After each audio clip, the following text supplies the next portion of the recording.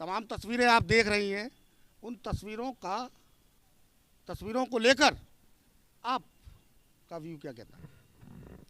देखिए राहुल जी, सबकी चर्चा चल ही रही है, सभी जानते हैं कि ये गलत हो रहा है। ऐसा नहीं कि सरकार में बैठे वो लोग जिन्होंने ये नियम बनाया वो नहीं जानते कि ये गलत है, वो भी जानते हैं।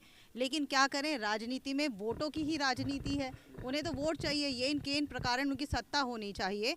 और कहते हैं ना कि जब नाश मनुज पर छाता है पहले विवेक मर जाता है, तो पूरा विवेक मर चुका है इनका। ये समझ ही नहीं पा रहे हैं कि आप एक विषमता की ऐसी खाई बना रहे हैं जो पूर्वाग्रह पहले से आप कहते हैं, या आप कहते हैं जो वर्ण व्यवस्था थी वो किसी भी तरह से उस समय से मैनेज की थी कि जिसको जो कार्य अच्छा लगता था उसने कार्य के अनुरूप अपना वर्ण विभाजित किया हुआ था। और आज़ादी के बाद आपको 10 वर्ष दिए गए थे। बाबा भीमराव अंबेडकर जी ने भी यही सोच करके कहा था कि 10 वर्षों में मेरे पिछड़े भाई भी आगे आ जाएंगे। केवल 10 वर्ष का प्रावधान क्यों हुआ?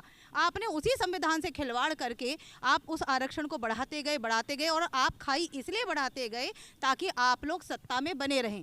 जो पार्टी सत्ता में आई उसने यही खेल खेला, कोई एक दोषी नहीं। मतलब भाजपा सरकार भी इसी श्रेणी में आ गई। सब एक ही हैं, सब एक ही हैं, कोई कम ज़्यादा नहीं। और ये तो और ज़्यादा हो गया, जहां आज रोज हिंदू सम्मेलन हो रहे हैं, जहां हमसे कहा जा रहा है कि समरसता का भाव जगाइए।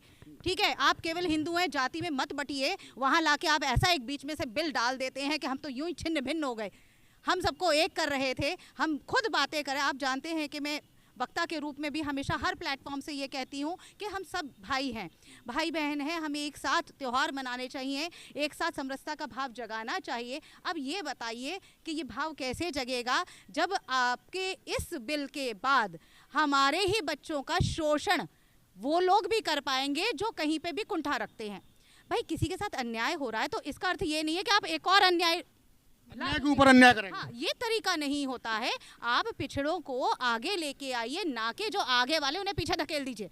आपने तो बिल्कुल एकदम से ऐसा गड्ढा खोद दिया है कि बच्चा गिरना ही गिरना। ये आपके कथनों के अनुसार ये माना जाए कि वर्तमान सरकार ये थोड़ी बहुत जो समानता समाज में बनी हुई थी उस समानता का भी सत्यानाश कर रही है। सत्यानाश कर रही है सीधे शब्दों में। और जाने इन्होंने, इनका क्या, जो हमें समझ में आ रहा है कि जो अन्य विपक्षी दल हैं उनके वोट बैंक को लेने के चक्कर में इनका खुद का जो वोट बैंक है उसमें आग लग